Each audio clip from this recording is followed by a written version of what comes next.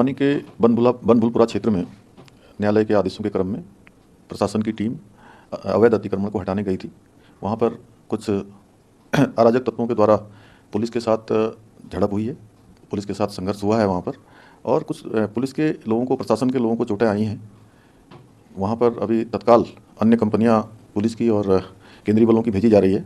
सभी से शांति बनाने का हमने अपील की है, कर्फ्यू लगा दिया गया है, और जो भी इसमें दंगाई होंगे, जो भी इस प्रकार का अतिक्रमणकारी होंगे, जिन्होंने आगजनी की है, उनके खिलाफ कठोर कार्रवाई की जाएगी। आज शाम लगभग 4 बजे एक हल्द्वानी में बनभूलपुरा इलाके में जिला प्रशासन और पुलिस की संयुक्त टीम जो है वो माननीय न्यायालय के आदेशों के क्रम में अवैध अतिक्रमण हटाने की कार्रवाई कर रही थी। तो उस कार्रवाई के विरोध में वहाँ कुछ उपद्रवी अराजक तत्वों द्वारा पथराव किया गया, आगजनी की गई, और उनके पास शायद ये भी सूचना है कि अवैध असलहों से उन्होंने पुलिस और प्रशासन पर फायरिंग भी की, और कुछ पुलिस की गाड़ियों को जलाने की सूचना है। थाने के आसपास भी तोड़फोड़ और आगजनी की सूचना है। तो घटना की जैसे ही सूचना मिली, वहाँ तुरंत जो हमारे डीआईजी कुमाऊं हैं वो भी मौके पे पहुँचे, और आसपास के जनपदों से अतिरिक्त पुलिस बल भी वहाँ भेजा गया है। और साथ ही साथ राज्य सरकार द्वारा एमएचए से इसमें अतिरिक्त पुलिस बल की मांग भी की गई, और 4 कंपनी हमें एडिशनल सेंट्रल फोर्सेस भी तत्काल एमएचए द्वारा उपलब्ध करा दी गई हैं। और इस घटना की गंभीरता को देखते हुए माननीय मुख्यमंत्री जी द्वारा अपने आवास पर थोड़ी देर पहले एक आपातकालीन बैठक बुलाई गई। उस बैठक में माननीय मुख्यमंत्री जी की अध्यक्षता में मुख्य सचिव महोदय, मैं, हमारे एडीजी लॉ एंड ऑर्डर और सूचना निदेशक, हम सभी लोग वहाँ थे, और स्थिति का जायज़ा लिया गया। और अभी फ़िलहाल स्थिति वहाँ पे नियंत्रण में है। जो जानकारी मुझे अभी तक मिली है, कई संख्या में जो पुलिसकर्मी और प्रशासन के लोग चोटिल हुए हैं, उनको वहाँ स्थानीय अस्पतालों में दाखिला कराया गया है। फ़िलहाल किसी कैजुअल्टी की सूचना नहीं है। स्थिति जहाँ तक मेरी जानकारी है तनावपूर्ण है, पर नियंत्रण में है।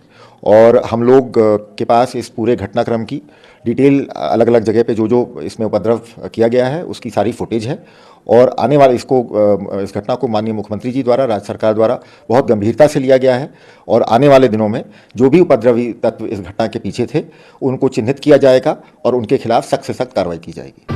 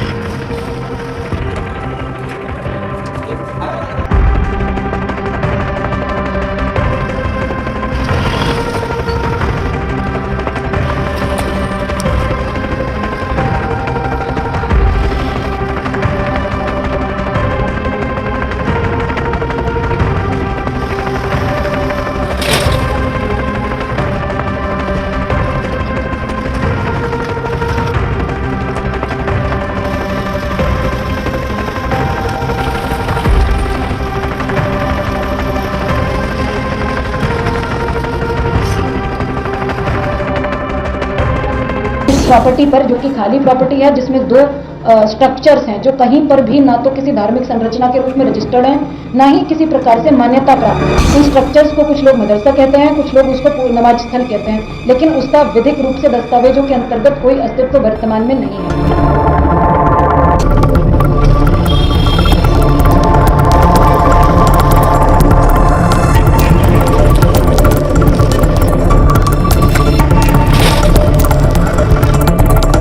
मेरा ये स्टोरी, ये बैकग्राउंड बताने का मकसद ये है कि ये कोई आइसोलेटेड एक्टिविटी नहीं थी, ये कोई एक ही परिसंपत्ति को टारगेट करके करी हुई एक्टिविटी नहीं थी। ये पूरे काफी लंबे समय से हल्द्वानी के अंतर्गत सरकारी परिसंपत्तियों को अलग अलग क्षेत्रों में बचाने का, सुरक्षित करने का, अतिक्रमण मुक्त कराने का अभियान चल रहा है। उसी के क्रम में इस प्रॉपर्टी पर, जो कि खाली प्रॉपर्टी है, जिसमें 2 स्ट्रक्चर्स हैं जो कहीं पर भी ना तो किसी धार्मिक संरचना के रूप में रजिस्टर्ड हैं, ना ही किसी प्रकार से मान्यता प्राप्त है। उन स्ट्रक्चर्स को कुछ लोग मदरसा कहते हैं, कुछ लोग उसको नमाज स्थल कहते हैं, लेकिन उसका विधिक रूप से दस्तावेजों के अंतर्गत कोई अस्तित्व वर्तमान में नहीं है। उनको हमने खाली कराया, जो ओपन स्पेस था उसका कब्जा ले लिया गया, और एक नोटिस परिसंपत्तियों पर, स्ट्रक्चर्स पर चस्पा करा गया, क्योंकि कथित रूप से ये एरिया मलिक का बगीचा नाम से जाना जाता है, जबकि कागजों में जो डॉक्यूमेंट्स हैं, दस्तावेज हैं नगर निगम के, वहाँ मलिक का बगीचा के नाम पे दर्ज नहीं है, नगर निगम की नजूल भूमि के रूप में दर्ज है। मदरसा जिसको कहा जा रहा है, उस भवन को सील कर दिया गया। सभी की सहमति ली गई। वो हमारे पोजीशन में था, नगर निगम के एडमिनिस्ट्रेशन के पोजीशन में था, पीएसी वहां पर पोस्टेड थी।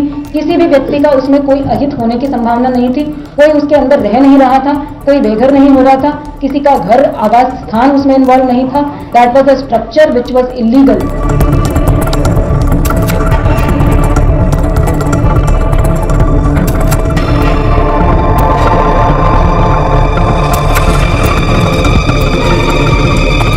क्या हुआ था कल, कैसे क्या हुआ था? सर वहाँ पे ऐसा हुआ था 4 बजे करीब ना हम पहुँचे, वहाँ पे 3:30 बजे करीब हम पहुँचने के बाद वहाँ पे पत्थर हम थोड़ा बहुत हल्ला हुआ। इसके बाद थोड़ा सा आगे को मशीन पड़ी तो पत्थर फेंका वहाँ से। आप क्या काम करते हो? क्या हम निगम में हैं सर। अच्छा, नए निगम में? हाँ जी हाँ, पुलिस कर्मचारी हैं हम, पूरा सेवा वूवा कर सब कुछ रहता है। वो तो हम गए थे तोड़ने के, गाड़ी बुड़ी में आग लगा दी हमारी सारी गाड़ियों में, सब में। आप कितने लोग थे उस टाइम पे? हम पूरे हमारे 200 कर्मचारी थे पूरे। तो कितने लोग घायल हैं? कितने? हमारे कर्मचारी हैं अभी देखो, बाकी 3 तो हॉस्पिटल में भर्ती है, कृष्ण हॉस्पिटल में, बाकी अलग अलग हॉस्पिटल में भर्ती है, इनको पता नहीं है मुझे खाली। तो क्या कहाँ टूटे आई आप? बाकी सबके लोगों के, मेरे तो यहाँ आई है, मेरे 2 ये पहले यहाँ आई है और 2 हाथ पे पत्थर मारे हैं। बाकी हमारे सारे कर्मचारी का भेजड़ा टूटा हुआ है, किसी के सिर में लगी है, किसी के यहाँ लगी है, किसी के टांग में लगी है, सब जगह लगी है, हर जगह लगी है।